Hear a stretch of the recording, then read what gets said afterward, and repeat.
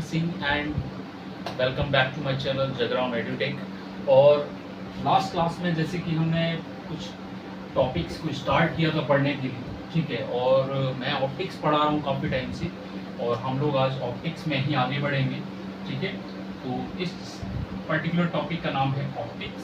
और ऑप्टिक्स जो होती है बच्चे, यहाँ पे हम लोग स्टडी करते हैं, ठीक है, लाइट को। अब जैसा कि आप लोग जानते हैं कि जब हम लाइट को स्टडी करते हैं, ऑप्टिक्स में किसकी स्टडी होती है?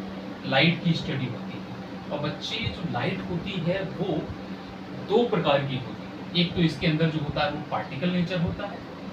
कौन सा नेचर होता है? Particle nature. एक जो इसके अंदर नेचर होता है उसको मैं बोलता हूँ वेव नेचर। अब ये हमें बच्चे कैसे पता चलेगा? देखिए, जब भी लाइट जो है सूरज से आ रही है, it is coming from the sun, ठीक है, और it interacts with the objects present in our atmosphere और ऑन द अर्थ, ठीक है। अगर वो ऑब्जेक्ट्स मेरे क्या है, डायमेंशन में बड़े हैं, मतलब if they are greater than 1 centimetre, ठीक है, 1 सेंटीमीटर से बड़े हैं और एक विजिबल तरीके से हम उनको देख सकते हैं, तो वो जब लाइट उनसे इंटरेक्ट करेगी तो उस टाइम पे लाइट जो है वो स्ट्रेट लाइन में ट्रेवल करती है और उसका पार्टिकल नेचर जो होता है सामने आता है। तो उस सिनेरियो में लाइट को हम रे बोलते हैं। क्या बोलते हैं? रे। जहाँ पे लाइट क्या है, स्ट्रेट लाइन में ट्रेवल करेगी और अपना पार्टिकल नेचर को रखेगी, तो वहां से हमारी रे ऑप्टिक्स निकल के आती है। क्या निकल के आती है? Ray optics. इसके अलावा हमारी जब लाइट, ठीक है, छोटे डायमेंशन के ऑब्जेक्ट के साथ इंटरेक्ट करेगी तो क्या होगा, मतलब लेस देन 1 सेंटीमीटर, बहुत ही छोटे हो जाते हैं, तो लाइट का एक नेचर निकल के आता है जिसको हम लोग बोलते हैं वेव नेचर, ठीक है। अब यहाँ पे जो हमारी ऑप्टिक्स, जहाँ क्योंकि लाइट का नेचर कौन सा है, वेव नेचर है, तो वहां से एक ब्रांच होती है ऑप्टिक्स की जिसका नाम है वेव ऑप्टिक्स, वो निकल के आती है, तो हम उसका स्टडी करें, ठीक है। तो यहाँ हम लोग स्टार्टिंग कर रहे हैं रे ऑप्टिक्स की, जहाँ पे लाइट का नेचर क्या होगा, पार्टिकल नेचर होगा, लाइट एक स्ट्रेट लाइन में ट्रेवल करेगी, ठीक है। और इस पर्टिकुलर ब्रांच में हम लोग पढ़ेंगे कि लाइट किस किस टाइप के फिनोमिनन्स, ठीक है, को बर्थ देती है। जैसे कि ऑप्टिक्स में जब हम पढ़ेंगे तो लाइट क्या होती है, सन से आ रही है, अंदर अर्थ के साथ इंटरेक्ट करेगी, अर्थ के साथ जब इंटरेक्ट करेगी तो हमारे एटमॉस्फेयर में एंटर करती है, ठीक है। तो बेसिकली लाइट जो है वो वैक्यूम से आ रही है। कहाँ से आ रही है? वैक्यूम से ट्रेवल करते हुए अर्थ पे आती है, और अर्थ पे क्या है, हमारा एटमॉस्फेयर प्रेजेंट है, और जो एटमॉस्फेयर प्रेजेंट है वो वैक्यूम की तरह तो है नहीं, यहाँ पे कुछ डेंसिटी होती है, मतलब एक थोड़ा सा मास अब एग्जिस्ट होना चालू हो रहा है। अभी तक लाइट क्या वैक्यूम है, कुछ भी नहीं था, डार्क, ठीक है, not a single particle was there, vacuum है वो, ठीक है। वहां पे लाइट ट्रेवल कर रही है। अब यहाँ पे जब लाइट ट्रेवल कर रही थी और जब अर्थ पे आई तो यहाँ पे हमारे पास क्या है, एक एटमॉस्फेयर था जहाँ पे थोड़े से गैस पार्टिकल्स एग्जिस्ट कर रहे थे, तो वहाँ पे यहाँ पे अगर डेंसिटी 0 मान रहा हूँ तो यहाँ पे डेंसिटी क्या है, अब कुछ होगी। डेंसिटी का फॉर्मूला क्या होता है बच्चे, मास पर यूनिट वॉल्यूम। यहाँ पे जो मास पर यूनिट वॉल्यूम था वो नियरली क्या है, वो 0 ही, लेकिन यहाँ पे मास पर यूनिट वॉल्यूम अब धीरे धीरे बढ़ा रहा है, समझ गए ना। तो हो क्या रहा है कि बच्चे, जैसे ही आप लाइट जो है दूसरे मीडियम में आएगी तो होगा क्या, पहली चीज आपको नोटिस करने की, देखिए, अगर मैं आपसे बोलूं कि आप यहाँ पे हवा में दौड़ रहे हो या बेसिकली किसी भी मीडियम में आप आराम से टहल रहे हो, घूम रहे हो, लेकिन सडनली मैं आपको क्या करूँ, स्विमिंग पूल के अंदर बैठा दूँ और मैं आपको बोलूँ बच्चे आप टहलो, आप वॉक करो, नाउ यू विल फील कि रेजिस्टेंस थोड़ा सा ज़्यादा हो रहा है चलने में। पहले आप इजीली फ्रीली थोड़ा आराम से मूव कर रहे थे, बट अब जैसे ही आप मूव करोगे तो थोड़ा सा और आपको फोर्स लगाना पड़ रहा है क्योंकि रेजिस्टेंस मिल रहा है। सिमिलरली लाइट के साथ भी सेम है, जब वो वैक्यूम में ट्रेवल करती है तो उसकी स्पीड जो होती है वो एब्सोल्यूट होती है c 3 × 10⁸ मीटर पर सेकेंड। जब भी वो किसी वैक्यूम में से निकल के किसी एटमॉस्फेयर है, किसी भी डेंस या किसी दूसरे मीडियम में जा रही होती तो लाइट की स्पीड क्या करती है, ड्रॉप कर जाती है, ठीक है। तो एक तो मेरा ये समझ गए ना, फंडामेंटल हो गया कि लाइट ऐसे वर्क करेगी। दूसरा फंडामेंटल है लाइट का खुद का एक इलेक्ट्रोमैग्नेटिक स्पेक्ट्रम, ठीक है ना। पहले हम उसको देखते हैं। अब ये आपको क्लियर हो गया, इसको हम अपना बेस बनाएंगे, ठीक है। अब देखिए, पहली चीज है कि लाइट का जो इलेक्ट्रोमैग्नेटिक स्पेक्ट्रम है, ठीक है, इलेक्ट्रोमैग्नेटिक स्पेक्ट्रम वो कहाँ से कहाँ तक रेंज करता है। देखिए, अगर मैं बोलूँ कि हमारी जो आईज हैं, हम लोग इवॉल्व हुए हैं, तो किस तरीके से हम लाइट को देख रहे हैं, क्योंकि हमारी एवोल्यूशन ने हमारी लाइट को सेंसिटाइज किया, एक बहुत ही सन के छोटे पार्ट को ऑब्जर्व करने के लिए, और उस पार्ट को बोला जाता है विजिबल लाइट। ठीक है, ये वो पार्ट है जिससे हम सेंसिटाइज हो रखे हैं और इसी को हम क्या है देख सकते हैं। तो ये बेसिकली बच्चे मेरा 400 नैनोमीटर से 760 नैनोमीटर तक होता है, या फिर 4000 एंगस्ट्रॉम से लेके 7600 एंगस्ट्रॉम तक होता है। इससे पहले बच्चे आपकी एक्स रेज आती हैं, इससे पहले आपकी गामा रेज होती हैं, अल्ट्रावायलेट रेज होती हैं, और इसके बाद आपकी इंफ्रारेड रेज होती हैं, माइक्रोवेव्स होती हैं और रेडियो वेव्स होती हैं। ठीक है, अब ये तो हो गया मेरा पूरा कंप्लीट एक इलेक्ट्रोमैग्नेटिक स्पेक्ट्रम लाइट का। इसका मतलब ये एक छोटा सा पार्ट है जिसमें मैं क्या कर रहा हूँ, मैं लाइट को ऑब्जर्व कर पा रहा हूँ। हालांकि ये भी पार्ट है, अब जैसे कि लाइट अपने साथ थर्मल एनर्जी को साथ में लाती है, तो वो पार्ट जो होता है मेरा इंफ्रारेड का होता है। ठीक है ना, तो ये सारे के सारे जितना भी पूरा स्पेक्ट्रम है, इसका हर एक पॉइंट का यूज है। जैसे एक्स रेज होती है, आप जनरली बोन डेंस होती है, आपका बाहर मसल्स है, उसका पूरा एक एक्सरे देखा है ना, कैसे बोन्स की स्ट्रक्चर को आप आराम से एक्सरेज में देख सकते हो, उसका यूज है। गामा रेज का अलग यूज है, अल्ट्रावायलेट रेज का अलग यूज है। ठीक है ना, this is used in purification. ठीक है ना, और ऐसे ही करके क्या है, ये लाइट का कंप्लीट स्पेक्ट्रम है और ये चीज को हम स्टडी करेंगे। अब यहाँ पे जो लाइट विजिबल पार्ट हम पढ़ेंगे, तो यहाँ से हमारी रेज सन से निकल के आती है, जिसमें क्या है लाइट में ये विजिबल पार्ट भी होगा प्लस इंफ्रारेड पार्ट भी होता है, और वो जब सन के पास आएगा, सन से अर्थ के पास आएगा, तो हमको एनर्जी भी प्रोवाइड करेगा और लाइट का एक सोर्स भी क्रिएट होता है। तो यहाँ से अब हमने एक चीज देखी, एक तो मेरे को ये समझ आ गया कि देखिए लाइट होती है कि लाइट मेरी इलेक्ट्रोमैग्नेटिक स्पेक्ट्रम है, इसका एक छोटा सा पार्ट है विजिबल पार्ट, जिसका रेंज है 4000 नैनोमीटर 4000 एंगस्ट्रॉम से 7600 एंगस्ट्रॉम तक। ठीक है, इसको हम लोग आराम से स्टडी करें। अब यहाँ पे जो एक चीज है कि आपका जो विजिबल पार्ट होता है वो यहाँ वायलेट से प्योर, ठीक है, वायलेट से रेड की तरफ होता है, और वायलेट से रेड की तरफ इसकी वेवलेंथ इंक्रीज होती है, और रेड से वायलेट की तरफ इसकी फ्रीक्वेंसी डिक्रीज होती है। इस चीज को भी हम लोग डिटेल में समझेंगे। ठीक है, तो एक तो मेरा ये कॉन्सेप्ट हो गया। अब हम लोग आगे बढ़ते हैं। देखिए, अब एक कॉन्सेप्ट मैंने ये देख लिया, मैं आपसे बोल रहा था कि जो लाइट की वायलेट से लेके रेड तक वेवलेंथ इंक्रीज हो रही है। तो पहली चीज है वेवलेंथ का बच्चे मतलब। देखो वेवलेंथ का मतलब क्या होता है कि अगर मैं आपसे बोलूं कि जैसे आप एक कदम चल रहे हो, यहाँ से लेके वहां तक की दूरी 10 मीटर की, कितनी दूरी है, आप यहाँ से लेके यहाँ तक गए, यहाँ की डिस्टेंस है 10 मीटर, और आप एक कदम जो लेते हो वो कितना है, एक कदम आपका 1 स्टेप है, तो आपको टोटल 10 स्टेप्स लेने पड़ेंगे यहाँ से वहां तक जाने के लिए, है कि नहीं। सिमिलरली एक वेव से दूसरी वेव के बीच में जो ये इसको टू बोलते हैं, इनके बीच में जो ये जो डिस्टेंस है इसको मैं बोलता हूँ 1 मीटर। तो अगर मान लो ये 1 मीटर की है तो 10 वेव में मैं 10 मीटर कवर कर लूंगा। यही तरीका होता है कि लाइट भी क्या करती है, लाइट भी दो चीजों से बनी है, उसमें एक एक स्टेप का जो डिस्टेंस है वेवलेंथ है plus frequency number of time, दोनों को मल्टीप्लाई कर देंगे तो मेरे को टोटल डिस्टेंस मिल जाएगी। तो सी इक्वल्स टू क्या होगा, म्यू लैम्डा होता है फ्रीक्वेंसी, मतलब number of times waves will travel.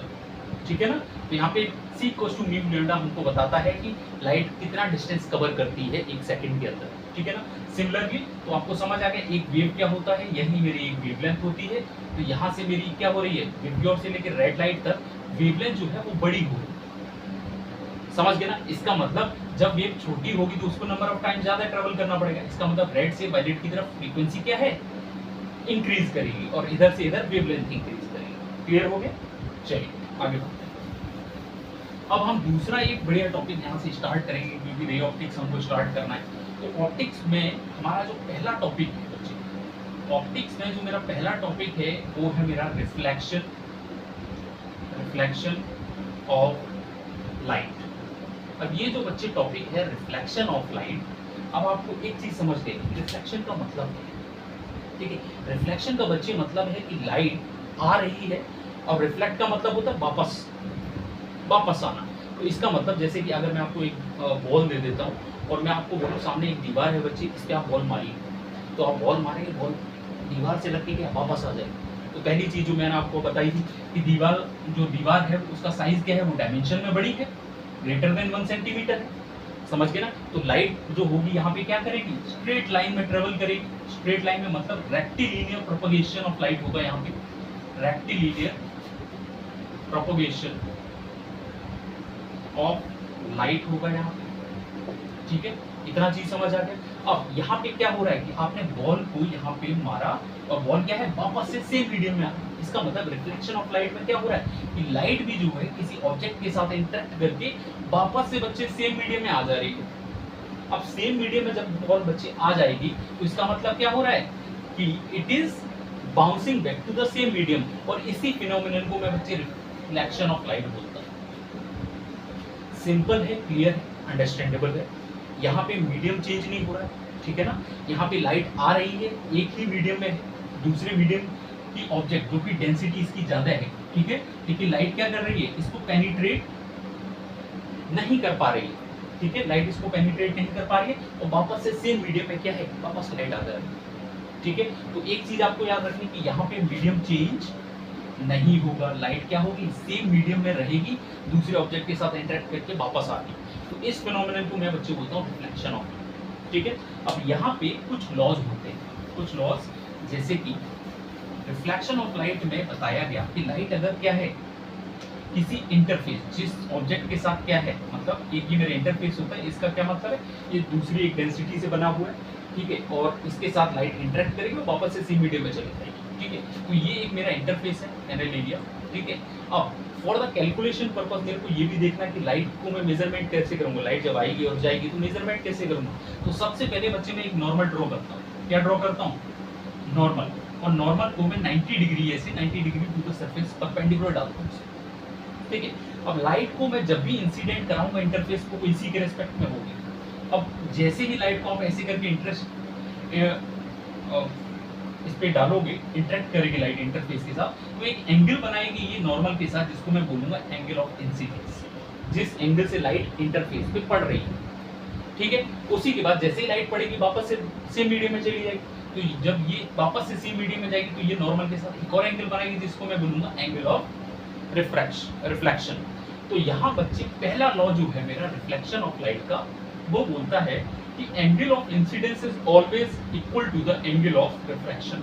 इसका मतलब एंगल आई जो है एंगल आर के हमेशा बराबर होगा, ठीक है, चाहे आप इंटरफेस कैसा भी ले लो। क्लियर है, इसमें कोई डाउट नहीं है, ये चीज समझ कर। दूसरी चीज जो है कि आपका इंटरफेस, आपका नॉर्मल, आपका एंगल ऑफ इंसिडेंस, आपका एंगल ऑफ रिफ्लेक्शन, ये सारी की सारी चीजें, ठीक है, एंगल आई, एंगल आर, आपका नॉर्मल और आपका इंटरफेस, ये सारी के सारे क्या है, कोप्लेनर हैं। कोप्लेनर का मतलब सारे के सारे एक ही प्लेन में लाई करेंगे, मतलब इसी प्लेन में लाई करेंगे। इसका मतलब ये नहीं कि लाइट ऐसे पड़े और आपकी तरफ चले जाए, 3 डायमेंशन में इंटरेक्शन नहीं हो रहा है।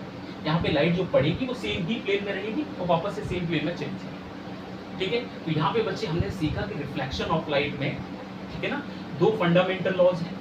पहला लॉ जो हमारा है वो है angle of incidence is equal to the angle of reflection. Second है कि मेरा angle of incidence, angle of reflection, normal and interface too, जो हमारा इंटरफेस है, सारे के सारे क्या हैं, कोप्लेनर है। कोप्लेनर है, ये आपको क्लियर हो गया। चलिए इसके बाद हम लोग नेक्स्ट टॉपिक अपना देखते हैं कि ठीक है, मेरे को बच्चे ये तो समझ आ गया कि यहाँ पे क्या है कि रिफ्लेक्शन हो रहा है। अब रिफ्लेक्शन जो होगा किसके साथ होगा, वो बच्चे होगा इंटरफेस के साथ। यहाँ पे सबसे इंपॉर्टेंट चीज ये कि यहाँ पे आप क्या है, लाइट की स्पीड तो कांस्टेंट ही रहेगी, उसी मीडियम में ट्रेवल करेगी, तो जिस वेलोसिटी से जा रही है उसी मीडियम से उसी मीडियम में ट्रेवल करेगी, ठीक है ना, वेलोसिटी चेंज नहीं होने वाली। तो only thing that can change is my interface. अब यहाँ पे इंटरफेस बच्चे 2 तरीके से ले सकते हैं। इंटरफेस जो है या तो आप प्लेन इंटरफेस ले लो, ठीक है ना, एकदम पैरेलल, ठीक है, पैरेलल होगा। इसका मतलब क्या है कि एक चीज समझ लो, अगर जैसे अर्थ पे आप किसी पॉइंट पे यहाँ पे खड़े, तो हालांकि अर्थ कर्व्ड है, लेकिन सिंपल से एक जगह पे खड़ा हो तो यहाँ पे मेरे को प्लेन नजर आएगा, तो इसका मतलब कि आर इसका बहुत बड़ा होगा। तो यहाँ पे अगर रेडियस में इसको मानूं किसी स्फीयर का पार्ट है, कि अगर छोटा सा इंटरफेस, तो यहाँ पे आर मेरा इन्फिनिटी हो जाएगा। वहीं पे मैं क्या करूँ, वो छोटी सी डायमेंशन में इंटरफेस को मैं कर्व्ड भी बना सकता हूँ। कर्व्ड बनाने का मतलब क्या है कि मैं बच्चे एक स्फीयर ले लूँ और उस स्फीयर में से क्या करूँ, 2 काम कर सकता हूँ। अगर मैं एक स्फीयर का बाहर एक छोटा हिस्सा लूँ और बाहर का हिस्सा पॉलिश कर दूँ और अंदर का जो हिस्सा है उसको मैं इंटरफेस की तरह यूज करूँगा, तो वो मेरा कॉन्केव कहलाएगा, ठीक है, कॉन्केव इंटरफेस और कॉन्केव रिफ्लेक्टिंग सरफेस। और अगर मैं क्या करूँ कि मैं अंदर वाली सरफेस को पॉलिश कर दूँ और बाहर वाली सरफेस को यूज करूं एज एन इंटरफेस, तो वो मेरा कॉन्वेक्स रिफ्लेक्टिंग सरफेस कहलाएगा। क्या कहलाएगा? Convex reflecting surface. तो ये टाइप है कि इंटरफेस ही मेरा चेंज हो सकता है। यहाँ पे लाइट की स्पीड तो चेंज हो गई, तो जो भी मेरे को यहाँ पे अब चेंजेस लेके आने हैं अपनी थ्योरी में और जो मैं सीखूंगा वो उसकी वजह एक ही हो सकती है कि मैं इंटरफेस को चेंज कर रहा हूँ। ठीक है ना? तो इंटरफेस मेरा दो तरीके से चेंज हो रहा है, एक तो या तो मैं प्लेन ले लूँ या फिर मैं कर्व ले लूँ। ठीक है, चलिए आगे देखते हैं। अब यहाँ पे बच्चे में इंटरफेस चेंज करूंगा। अब पहली चीज देखिए कि जब भी मैं कोई सरफेस ले रहा हूँ, जैसे प्लेन ही मैंने इंटरफेस किया, प्लेन इंटरफेस मैंने एक ऑब्जेक्ट का लिया, ठीक है, उसको बैक साइड पे मैंने पॉलिश कर दिया ताकि जो उसका फ्रंट साइड जनरली एक ग्लास या क्वार्ट्ज का बनता है, बैक साइड पॉलिश करोगे सामने वाला क्या बन जाएगा? प्लेन मिरर बन जाएगा। तो ये मेरा क्या है? Plane mirror. तो पहले फंक्शन में मैं ये देखूंगा जो मेरा प्लेन मिरर है वहां पे इमेज फॉर्मेशन कैसे हो रहा है, इमेज फॉर्मेशन कैसे हो रहा है। तो यहाँ बच्चे कुछ चीजें हैं कि यहाँ पे मेरे कुछ फीचर्स निकल के आएंगे, जैसे कि अगर आप कभी भी प्लेन मिरर के सामने खड़े हो तो जैसे जैसे आप पीछे बढ़ोगे इमेज भी पीछे बढ़ती है, जैसे जैसे आप आगे बढ़ोगे इमेज भी आगे बढ़ रही। तो कहीं ना कहीं जो ऑब्जेक्ट डिस्टेंस होती है, ऑब्जेक्ट डिस्टेंस और जो मेरी इमेज डिस्टेंस है वो क्या होती है? वो मेरे बराबर होते हैं। ठीक है, दूसरी चीज जो मेरा ऑब्जेक्ट साइज होता है, ठीक है ना, ऑब्जेक्ट साइज जो होता है और जो इमेज साइज होता है वो भी क्या होते हैं? बराबर होते हैं। ठीक है ना। थर्ड चीज कि अगर मान लो ऑब्जेक्ट डिस्टेंस इमेज डिस्टेंस मेरी बराबर है, ऑब्जेक्ट साइज इमेज साइज बराबर है, लेकिन मेरी इमेज का नेचर कैसा है, किस टाइप की इमेज मेरे को मिल रही है, क्या आपको रियल इमेज मिल रही है या आपको वर्चुअल इमेज मिल रही है। तो यहाँ पे जो आपको इमेज मिलेगी वो कैसी मिलेगी? वर्चुअल मिलेगी। प्लस कि आप उल्टे तो दिखाई दे रहे हो तो आपकी इमेज कैसी होगी? इरेक्ट होगी। ठीक है ना, और सेम साइज की होगी। ठीक है बच्चे, सेम साइज की होगी। अब जनरली क्वेश्चन ये पूछा जाता है कि मान लीजिए कि अगर मैं सीधा खड़ा हूँ और मेरे को अपनी पूरी इमेज देखनी है तो मिनिमम उस प्लेन मिरर की हाइट कितनी होनी चाहिए। ठीक है, तो ऐसी कंडीशन में बच्चे जो प्लेन मिरर होगा, प्लेन मिरर की जो हाइट होगी वो आपकी हाइट की आधी होनी चाहिए। अगर आप मान लीजिए 6 फीट के हैं तो कम से कम 3 फीट का आपको प्लेन मिरर चाहिए, तभी आप अपनी पूरी इमेज देख सकते हैं। तो एक इसका फीचर बच्चे ये भी हो गया। एक और इसका फीचर होता है कि होता क्या है, जब आप मिरर के साइड में, आप मिरर के सामने आप मिरर रख लो और उसके साइड में दौड़ोगे तो आप एक पर्टिकुलर स्पीड से दौड़ोगे, तो जो इमेज भी होती है वो भी एक पर्टिकुलर स्पीड से आपकी तरफ आएगी। तो यहाँ पे क्या होता है कि अगर ऑब्जेक्ट आपका मिरर की तरफ v वेलोसिटी से जाएगा तो यहाँ पे एक पॉइंट चेंज है, तो आपकी जो इमेज होगी वो जो है वो 2v स्पीड से आपकी तरफ आगे बढ़ेगी। क्लियर है? इतना आप लोगों ने समझ लिया। ठीक है, तो ये हमारा यहाँ पे प्लेन मिरर का टॉपिक खत्म हो जाता है। यहाँ पे आप समझ गए ये पर्टिकुलर फीचर्स है प्लेन मिरर के। ठीक है, इस तरीके से इमेज फॉर्मेशन होता है। नेक्स्ट अब मैं क्या करूँगा, मैं इंटरफेस को कर्व्ड बनाऊंगा और अब हम इसको आगे देखेंगे। ठीक है।